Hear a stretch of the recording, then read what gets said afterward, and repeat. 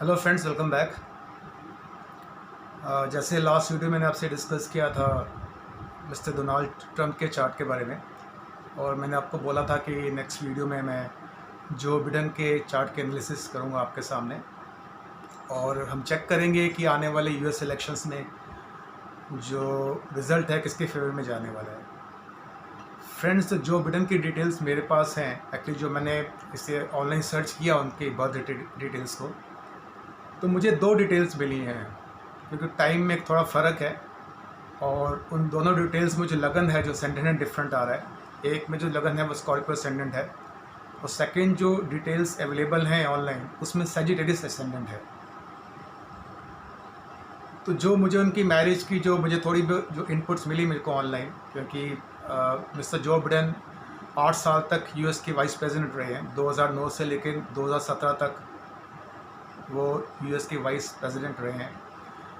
उसके हिसाब से मैं अभी खाली एज्यूम ही कर रहा हूँ कि उनका स्कॉर्पियो असेंडेंट होना चाहिए, क्योंकि अगर मैं उनका बर्थ टाइम रेक्टिफाई करूँ तो उसके लिए मुझे काफ़ी डिटेल्स चाहिए। तो मेरे हिसाब से जो उनका जो असेंडेंट है वो स्कॉर्पियो होना चाहिए। जो एनालिसिस करने वाला हूँ मैं स्कॉर्पियो असेंडेंट के हिसाब से ही करने वाला हूँ। स्कॉर्पियो असेंडेंट जो है एक वाटरी साइन होता है, और जो इसका जो लॉर्ड है मार्स, इनके चार्ट में 12th हाउस में प्लेस्ड है। लगन लॉर्ड 12th हाउस में जाना कोई अच्छी पोजीशन नहीं है, बट यही जो मार्स है, जो मंगल है, वो एक पाइसिस नवमांश में है जो इनके D1 में 5th हाउस है। तो कहीं ना कहीं लगन लॉर्ड का कनेक्शन 5th हाउस से बन जाता है, और 5th हाउस एक स्टेटस की बात करता है, एक पोजीशन की बात करता है। लगन में वीनस और सन प्लेस्ड हैं। सन स्कॉर्पियो असेंडेंट के लिए 10th हाउस के लॉर्ड है, और 10th हाउस का लॉर्ड का 1st हाउस में बैठना पर अच्छी बात है, केंद्रा में आ गया 10th हाउस का लॉर्ड। और जो वीनस है इनके चार्ट में वो 7th हाउस के और 12th हाउस के लॉर्ड है। यहाँ एक और देखने वाली बात है कि जो वीनस जो है, जो 12th हाउस के लॉर्ड है, और जो मार्स लगन लॉर्ड है, इनका एक्सचेंज है। वीनस और मार्स का एक्सचेंज है ये। आगे चलें तो इनका केतु 4th हाउस में बैठा हुआ है। केतु भी सेकंड लॉर्डशिप मानी जाती है स्कॉर्पियो की, को लॉर्ड है स्कॉर्पियो का। तो केतु 4th हाउस में है। मून इनका 6th हाउस में है। सैटर्न 7th हाउस में है। सैटर्न को 7th हाउस में डायरेक्शन स्ट्रेंथ में होती है। जुपिटर इनका एग्जाल्टेड है 9th हाउस में, वक्री भी है और वर्गोत्तम भी है। जुपिटर जो है स्कॉर्पियो असेंडेंट के लिए 5th हाउस के लॉर्ड है, वो 9th हाउस में प्लेस हो गए, बहुत अच्छी पोजीशन है। एग्जॉल्टेड भी हैं, रेट्रोगेट भी है और वर्गोत्तम भी है। तो जुपिटर तो one of the best planet है इनके चार्ट के अंदर। उसके आगे जो राहु है इनके 10th हाउस में प्लेस्ड है, और जो मरकरी और मार्स इनके 12th हाउस में है। मरकरी इनके 11th हाउस की लॉर्डशिप भी है मरकरी को, और 8th हाउस की भी लॉर्डशिप है, और वो प्लेस्ड हो गए 12th हाउस में। ये तो था इनका D1 चार्ट। अब ऐसे क्या योगा है इनके चार्ट में कि इन्होंने 8 साल तक वाइस प्रेसिडेंट रहे यूएस के। सबसे पहले तो मैं हमेशा बात करता हूँ असेंडेंट स्ट्रांग होना चाहिए। हालांकि असेंडेंट लॉर्ड है वो एक्सचेंज है उसका 12th हाउस लॉर्ड वीनस के साथ, और वो पाइसिस नमांश में है जो D1 का 5th हाउस है। लगन तो स्ट्रांग है। लगन में 10th हाउस के लॉर्ड बैठे हुए हैं, वीनस से कंजक्ट है। वीनस जो है वो 7th हाउस की लॉर्डशिप है वीनस की, और जो 7th हाउस है वो एक पद प्राप्ति का होता है, एक पोजीशन का होता है। सैटर्न भी हालांकि इनके 7th हाउस में है, उस 7th हाउस में शनि को डायरेक्शनल स्ट्रेंथ मिलती है। और बाकी जो प्लेस हैं, जो बेस्ट प्लैनेट है इनका, जो इनके चार्ट में जो है वो है 5th हाउस का लॉर्ड जुपिटर, जो एग्जॉल्टेड है, रेट्रोगेट है और वर्गोत्तम है। 2009 में ये वाइस प्रेसिडेंट बने थे यूएस के, तब इनकी जुपिटर की ही दशा चल रही थी। उस टाइम जुपिटर की दशा थी इनकी। जुपिटर में सैटर्न की दशा चल रही थी उस टाइम।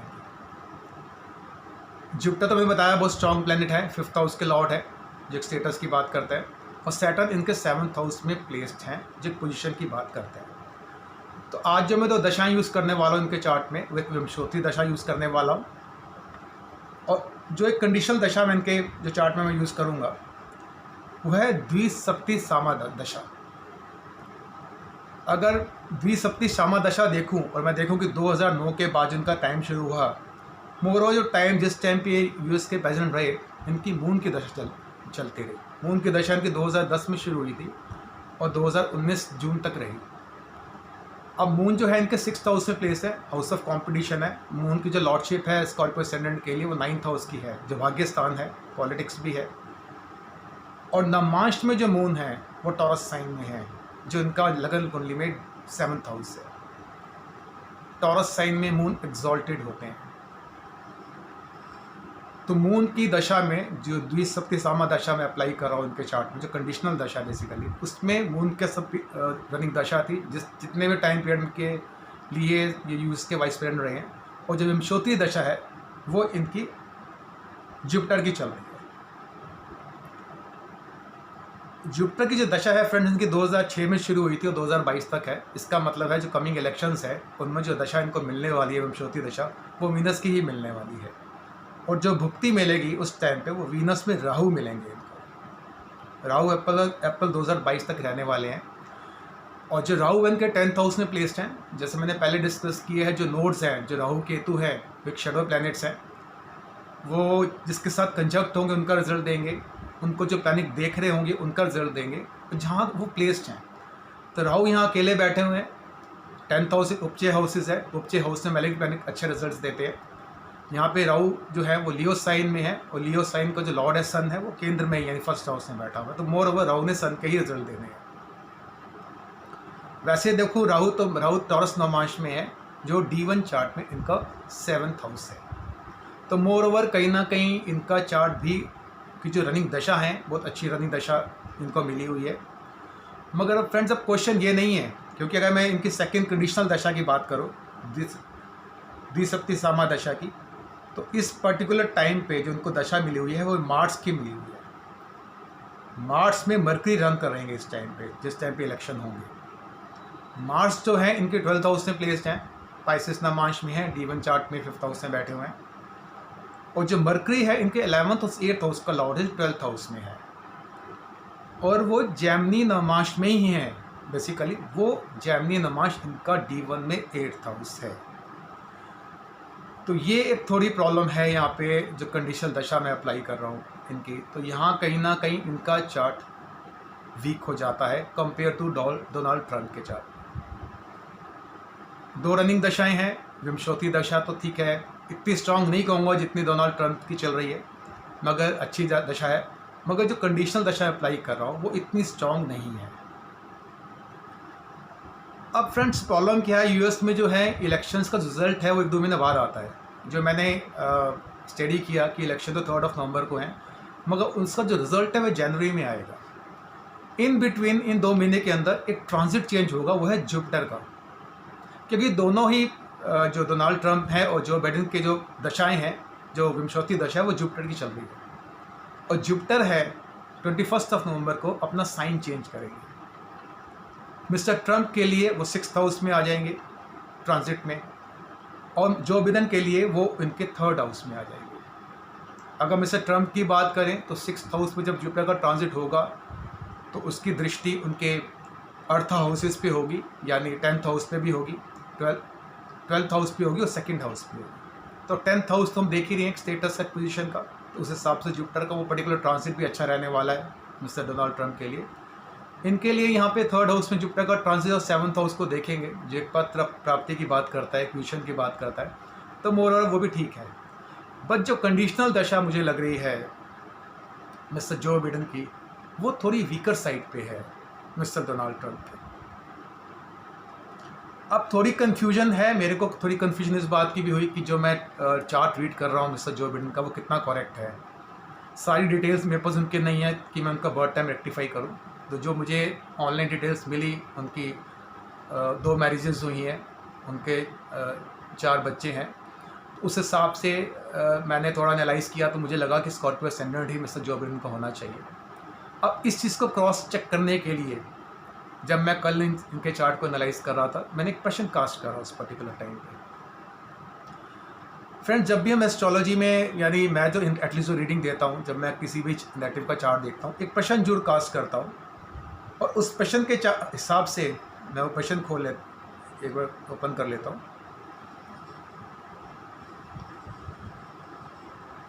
ये प्रश्न मैंने इसलिए लगाया कि अब होने वाला क्या है यूएस में। एक तो रनिंग गवर्नमेंट है, रनिंग गवर्नमेंट ही वापस रिपीट होगी, दोबारा वो अपना जो पोजीशन है उसको कायम रखेगी कि गवर्नमेंट चेंज होगी।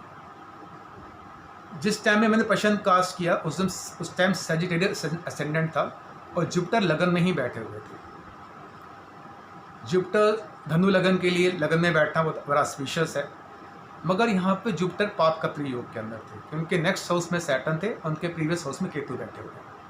मगर यहाँ पे हमें लगन रीड नहीं करना है, यहाँ पे मुझे अथॉरिटी को रीड करना है कि जो अथॉरिटी आज की डेट में रन कर रही है यूएस को, वही वापस आएगी कि चेंज हो जाएगी। अथॉरिटी जो आज की डेट में है वो मेरे लिए 10th हाउस है। जब मैंने 10th हाउस को रीड किया तो वहाँ पे 9th हाउस का लॉर्ड 10th हाउस में बैठा हुआ था। सन बैठे हुए हैं 10th हाउस में, जो एक सन के लिए बेस्ट प्लेसमेंट है। 9th हाउस का लॉर्ड 10th हाउस में प्लेस्ड है और 10th हाउस का लॉर्ड मर्करी 11th हाउस में है।